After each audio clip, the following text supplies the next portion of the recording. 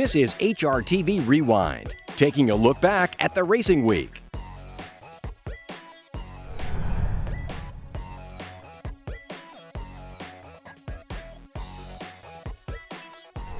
Bullinger, we've done some good work. Okay, good. Now, Arlington Million, great day to celebrate racing in Chicago. Right. What is the most competitive million-day race? I think it's actually the Secretariat, I mean, Treasure Beach is really a high-class colt, but if he doesn't reproduce that best form, anybody can win that race. All right. So anybody, including Newsdad. Yes. What's the most probable winner on the card? You kind of hinted at that. Stasolina, I think, on the Beverly. I think, anyway.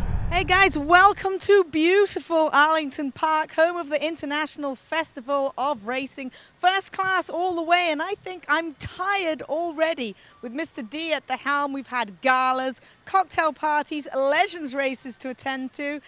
And boy, oh boy, this is just the beginning. But let's get down to business, guys. The gates are open. The people are pouring in. In fact, I just got knocked over by a guy dragging 2 coolers and 5 deck chairs.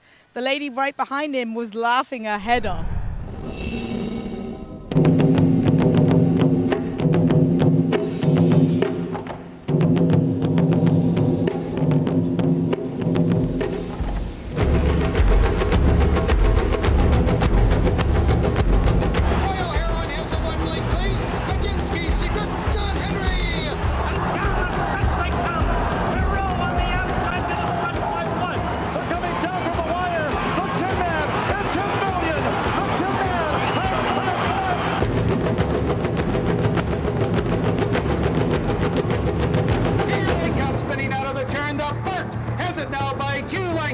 Madam Gay driving strongly in second.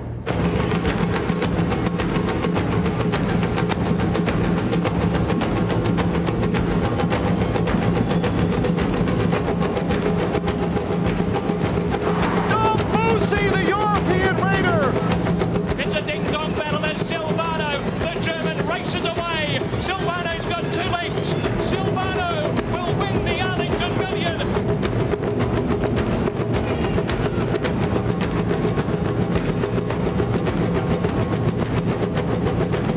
But here he is, a living legend, John Henry, by 2 on the wire.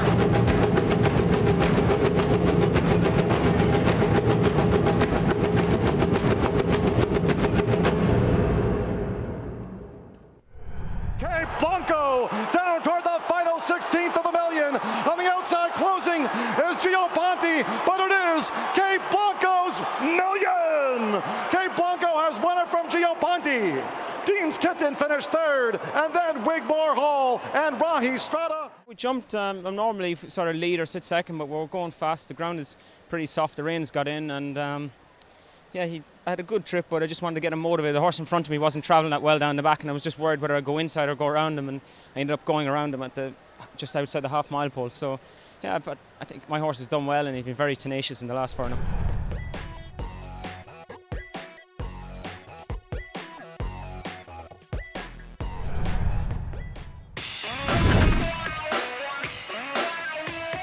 Way back a year ago, when the Arlington people announced to the world they were going to put on the Arlington Million, there was interest from all over the world. But now today, we have a field of 12 runners.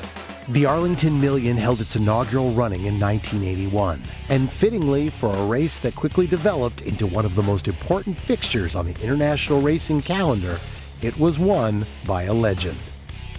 The initial running marked the first $1 million race ever to be run in this country. And as if written to script, it produced a thrilling finish. And they're off in the inaugural running of the Arlington Million. The turf course was a bog, conditions not to John Henry's liking, but the willful gelding wasn't going to let that stop him. With Bill Shoemaker in the pilot's seat, John Henry nipped the Bart on the wire for the victory. The Bart digs in under the whip, and a final move by John Henry. The Bart is still there. Can't split him, but Bart, or is it John Henry on the outside? That incredible million moment was immortalized in a bronze statue that overlooks Arlington Park's paddock. Even before his first million win, most everyone was familiar with John Henry's blue-collar beginnings. An ordinarily bred horse with a cantankerous streak, crooked legs, and a history of running and claiming races. Dorothy and Sam Rubin's John Henry returned to Arlington in 1983. Yet a second win would elude him. But the Windy City beckoned his connections once again. In 1984, the Ron McAnally-trained gelding returned to the Chicago track as a 9-year-old. This time, Chris McCarron was on his back. Here they come spinning out of the turn. Royal Heroine has a 1-length lead. John Henry like a bullet. Royal Heroine's rider, Fernando Toro, would recall that when he caught a glimpse of John Henry's familiar white shadow roll, he thought, that's him again. But here he is, a living legend. John Henry by 2 on the wire.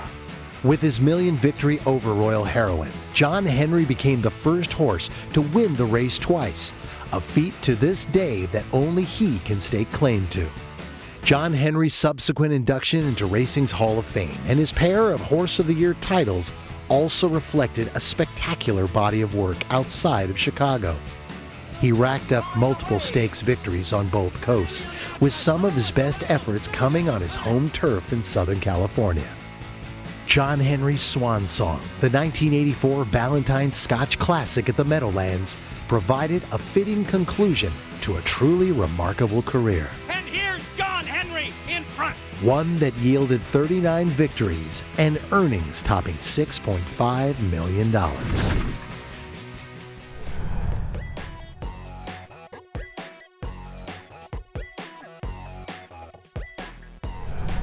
At the gate again here with Zoe Cadman for the Beverly D. Let's start off by talking about the number 1, Staysalita. Well, I spoke to Ramon Dominguez earlier, and he's watched the tapes of this ride. It was a very wide trip last time out for Staysalita. Gets a rider change from Joe Bravo to Ramon Dominguez. Got good form in Europe over the softer going here and being out on the turf course. It's yielding, but it's a really good footing out here. Down to the final furlong, and it's Staysalita. Staysalita and Dubawi Heights. River Jatez right there toward the inside. But with that flashy run at the fence, it's Staysalita and the Beverly D. Staysalita. Staysalita to win the Beverly D crown. This is the one I wanted. I bought the other half out at the end of the year because the co-owner believes in breeding after 4 years old, and I love watching her run. She's my daughter's name's Stacy, so she's very special to us. And what a thrill. Zia Reed and Treasure Beach, and these two down to the final half furlong. Band toward the rail is third, but one paced, then Wilcox in. It's Zia Reed, Treasure Beach, and Treasure Beach scores on American shores. Obviously, he'd be a strong galloper, and he's won over a mile and a half. Being a mile and a quarter here today, he was going to get the trip really well.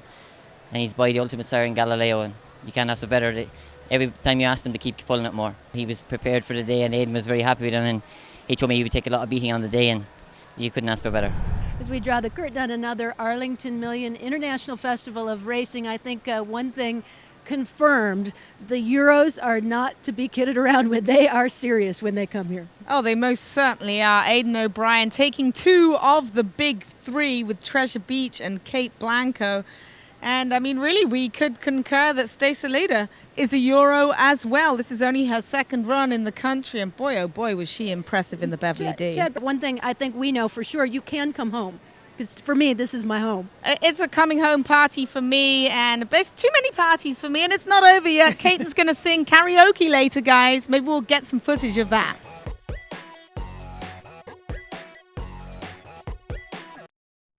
You're watching HRTV Rewind with a week of racing to recap. So you're going to ride as a retired jockey at Arlington on Friday, and then you're going to take your tack, and you're going to ride at Ellis, I understand, back in the saddle as a professional.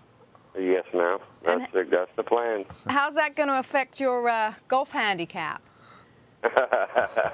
Well, right now my golf it sucks anyway, so I'm hoping to maybe accomplish a few things that I didn't when I retired,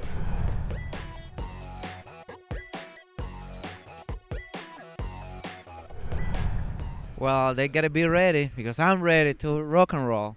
Like last year, we're going to win again. Oh, man. I come for you. Be ready, okay?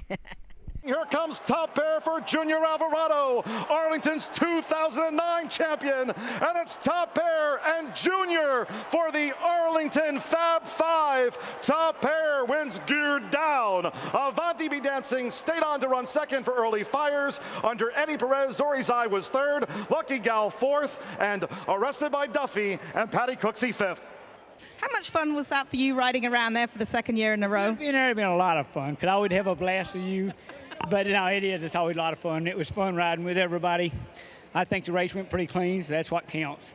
Well, Chris McCarron was splitting horses and coming running late, but I think he ran out of horse. We got James Graham here. You were stalking early all the way down the backside. Was there any smack talk going on down the backside? Not really. I couldn't get up close enough for him to talk smack to him, but he hasn't lost a step, has he? No, he most certainly hasn't. We're going to try and catch up with a couple of the other riders here. How about the winning jock, Junior Alvarado? He's just going in to weigh in, and we'll catch up with his thoughts here. He's going to put the saddle down right now. Eddie Perez, was that fun? Very fun. No, I really enjoy riding on these guys. You know, good riders, and I did enjoy. Yes. Chris McCarron. Yes. Do you need some more water? Yes, I do. How was your trip?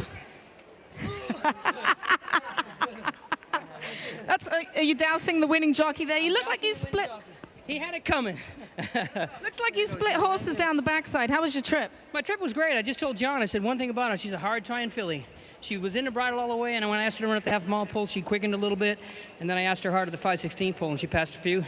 But then down to the lane, she just got outrun. Do you think your kids at the racing school will be proud, or are they going to critique you? Oh, they'll critique me.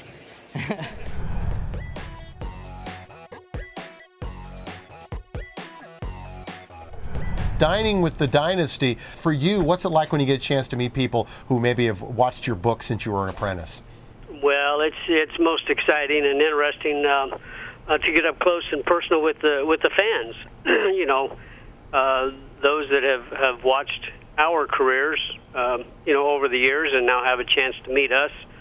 They're excited. We're excited to meet them. For you personally, I know there were a lot of people who didn't like it when they saw you alongside them at the 8th pole. What was the one jockey in your career you didn't want to face in a battle down the stretch? That's a tough call. When I looked over, if I didn't have a handful of horses, I didn't want to see any of them. I've got the utmost respect for anybody that puts on in white pants. And truly, when it gets down to the 8th pole inside the 16th pole, anyone on that list is a fierce competitor and would be double tough to beat. Is there ever a time that you miss riding on a professional basis?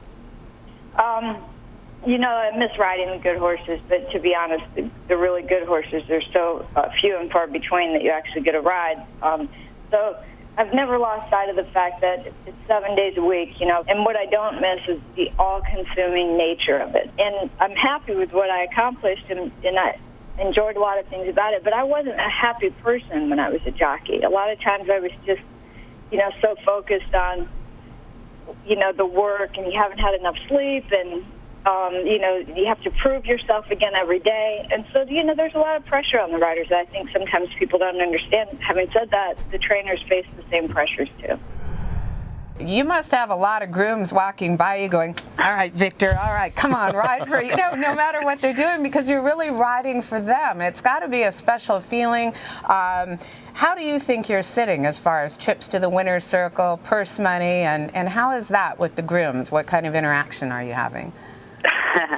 I mean, every time they're always cheering for me. It's just the last, you know, couple of days. Well, actually, yesterday and probably today too. But you see, like, I really like to be like those guys excited, and they're rooting for me to win the race. And especially for me, I'm a little bit personal because I feel like I have to win every race. And definitely, I want to win as much as I can, you know, for them.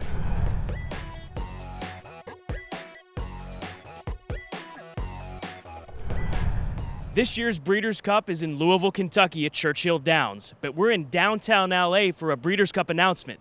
So let's go find out what this is all about. Well, the story is out of the bag. The Breeders' Cup is coming back to Santa Anita. Mayor Villaraigosa, why is it so important for you personally for this event to come back to the Los Angeles area? Well, one, I'm a horse racing fan. Two, we have a great horse racing venue in Santa Anita Park, and 3, in a down economy, there's a $60 million impact for the Breeders' Cup on the LA economy. Well, I think the biggest challenge was it was here in both 08 and 09. As we've heard, other jurisdictions haven't had it since, before that. And so obviously I think there was a slight concern about, are we going back too early? But I think we overcame that with the strength of the bid package, the strength of the fundamentals that exist at Santa Anita. It's very good for the city of Arcadia. It's good for racing, and it give me, every time I go to the Breeders' Cup, it reminds me when I won my first Breeders' Cup, and it was a lot of fun, and it was an honor to win that race. You're watching HRTV Rewind, taking a look back at the racing week.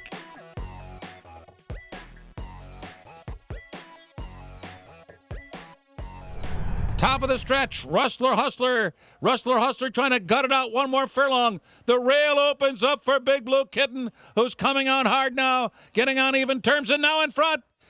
It is Big Blue Kitten the leader, Rustler Hustler second, Humble and Hungry. Parago closing late. Too late, not enough to get to Big Blue Kitten, the winner. He's gradually gotten better, as we've run him and trained him. But I'll tell you, his last start, he really got my attention at the quarter pole because Johnny ranged up so easily. I said, man, this horse might be for real. And then he ended up winning by just a nose. But I'll say, Johnny told me right away the next day, he says, that horse could have won by 5. He made the lead too soon. He says, as long as I have a target, this horse is more in the tank. And he had a plan from the day after his last win. He says, I said, I'm running the Hall of Fame. He says, okay, I know just what I'm going to do. Just leave me on the horse. So I have to give Johnny a lot of credit. I mean, he's been planning this the way he was going to ride this horse for 6 weeks.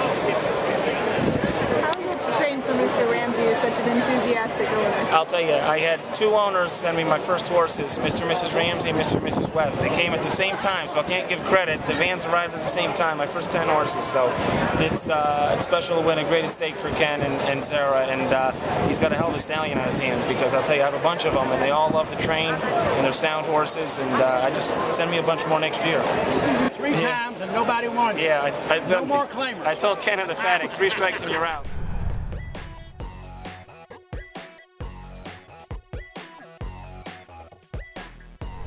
And we began with a filly who was so good that it doesn't take an open mind to imagine her in the Racing Hall of Fame.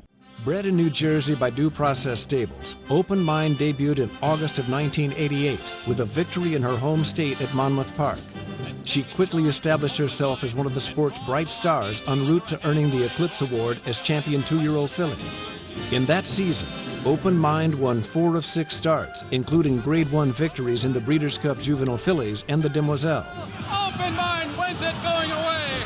Among her victories were Grade 1 scores in the Kentucky Oaks, Alabama, and the New York Filly Triple Crown consisting of the Acorn, Mother Goose, and Coaching Club of America Oaks.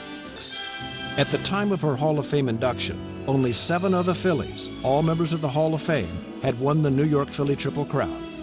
Open Mind won 8 of 11 starts in 1989 to earn the Eclipse Award as champion 3-year-old. She raced twice at age 5, concluding her career with 12 wins and 19 starts and earnings of more than $1.8 million. A few years back, we were at the Saratoga sale, and one chestnut filly came out, and she walked up and back, and she struck me as being, she was a little bit underweight, small, kind of frail. And I turned to Jeff and I said, Jeff, what's this by? He said, it's by a first-year sire named Deputy Minister that Bob Brennan had. And I said, what was he? And he said, oh, hell, we whipped up on him a couple times at Belmont. He said, he's just a first-year sire, but he's a pretty nice horse. And I looked at her and I said, well, I kind of like this filly. Why don't we keep an open mind? We bought her for $150,000, and you know the rest. It occurred to me as I was preparing my remarks that in this day and age, most other owners who have the honor of seeing one of their horses inducted into the Hall of Fame come from other walks of life. They have a real day job. I might be unique among them in the horse industry that this is my day job. I've been lucky to make racing my whole career. This once-in-a-lifetime experience that Rich and Al and I shared campaigning Safely Kept was an experience that changed our lives. Racing isn't just my work. It's my hobby. It's the consuming nature of my existence. My friends enjoy the races. My kids enjoy the races. I do my business at the races. So to all of you that make this industry so great, to Rich and to Al, to Sarah, Josh, and Brad, and Juliet, and most of all to Safely Kept, I thank you for everything and mostly for the chance to share this wonderful life with you. This day is about celebrating these special relationships, partnerships, and twists of fate that brought us all together and find us here, still together, enjoying racing after all these years. Thank you. Bred in Kentucky by Sugar Maple Farm, Sky Beauty showed tremendous promise at age 2, developed into a force at age 3, and was a champion at age 4. She won at distances ranging from 5 furlongs to the classic 1.25 miles. She proved she could carry weight, and she could handle the big stage that is New York racing. In 1992, at age 2, Sky Beauty won 4 of 5 starts for owner Georgia Hoffman and Hall of Fame trainer Alan Jerkins, including the Grade 1 Matron and the Grade 2 Adirondack. Sky Beauty put together another 5-race win streak at age 4. She gave 10 pounds to You'd Be Surprised in winning the Hempstead, romped by 10 lengths in the Go for One, and carried 130 pounds while defeating Dispute in the Roughies. Sky Beauty, perfect in victory once again. Sky Beauty retired with 15 wins from 21 starts and earnings of $1,336,000.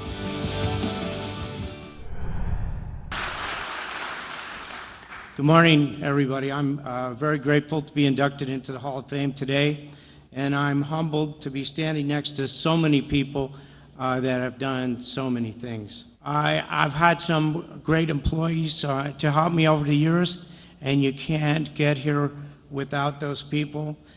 Special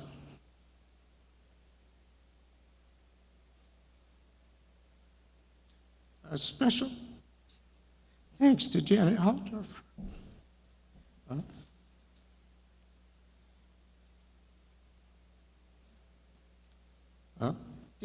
Dan Ward, Lalo Gomez, Raul Avila, Angel Pandora. Special thanks to my friends that are here today, Abe Schneid and Marvin Kersner. I'd like to dedicate this plaque to all the racing fans of America. This plaque will remain at Saratoga forever, and it is forever yours. Thank you.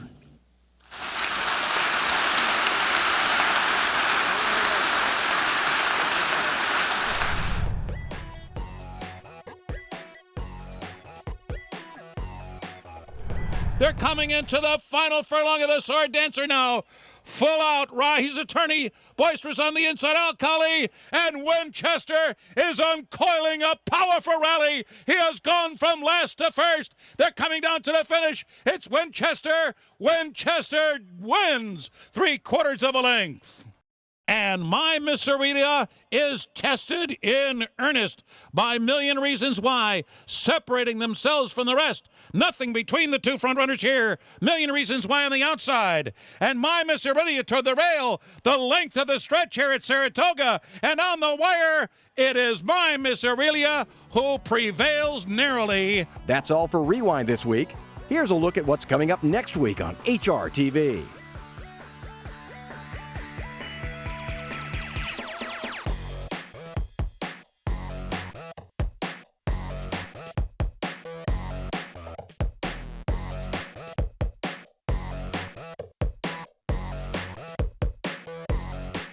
Upperline, what do you think of James Graham? He smells? I know he's Irish. He smokes. We know that. But you like him? Okay, good. She's ready.